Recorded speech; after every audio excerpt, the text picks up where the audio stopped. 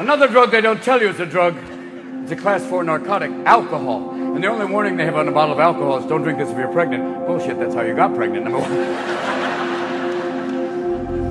And alcohol is especially dangerous for people like myself, alcoholics. Or you can say ethanol challenge, whatever you want to call it. People go, Robin, how do I know if I'm an alcoholic? Well, as one, let me give you some warning signs. Number one, after a night of heavy drinking, you wake up fully clothed going, hey, somebody shit in my pants.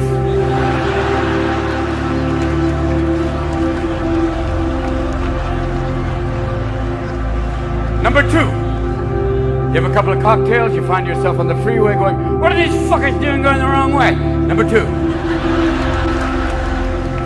Number three, you get drunk, you go out for Indian food, you wake up in Bombay with a camel licking your balls. Ta-da! The voice that tells alcoholics we can drink. It's the same voice you hear if you can go up to the top of a very large building and you look over the side. There's a little voice that goes, jump. You can fly. Even though your asshole is going, no, you can't. And if you ever thought about jumping off a tall building, there was a guy who jumped off the Golden Gate Bridge. He survived, and he said this. He said, halfway down, I thought it was a bad idea. Poetry is about saying something from your heart, something personal, okay? People call these things imperfections, but they're not. Oh, that's the good stuff. And then we get to choose who we let into our weird little worlds. When I was growing up, they used to say, Robin, drugs can kill you. And now that I'm 58, my doctor's going, Robin, you need drugs to live. And I realize my doctor's my dealer now.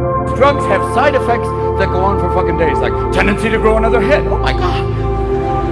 When we were growing up, we knew the side effects of the drugs we were taking. Cocaine, side effects were paranoia, ninjas on the lawn. I remember that. Quaalude, side effects were talking in tongues, English as a second language. I remember that. Marijuana, side effects were laughter, frosted flakes. That's all I remember.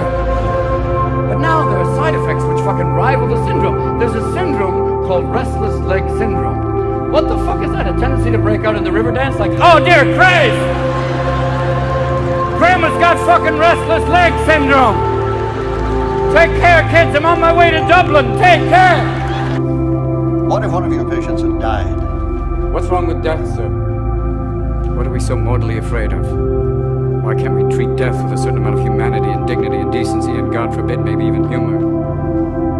Death is not the enemy, gentlemen. If we're gonna fight a disease, let's fight one of the most terrible diseases of all, indifference. Now I've sat in their schools and heard people lecture on transference and professional distance. Transference is inevitable, sir. Every human being has an impact on another. Mission should be not just to prevent death, but also to improve the quality of life. That's why you treat a disease, you win, you lose. You treat a person, I guarantee you'll win. I don't have very much time these days, so I'll make it quick, like my life. You know, as we come to the end of this phase of our life, we find ourselves trying to remember the good times, trying to forget the bad times. We find ourselves thinking about the future. We start to worry, thinking, what am I going to do? Where am I going to be in 10 years? But I say to you, hey, look at me. Please, don't worry so much. Because in the end, none of us are very long on this earth. Life is fleeting. And if you're ever distressed,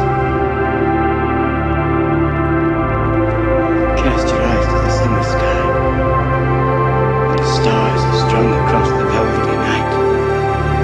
And when a shooting star streaks through the blackness, turning night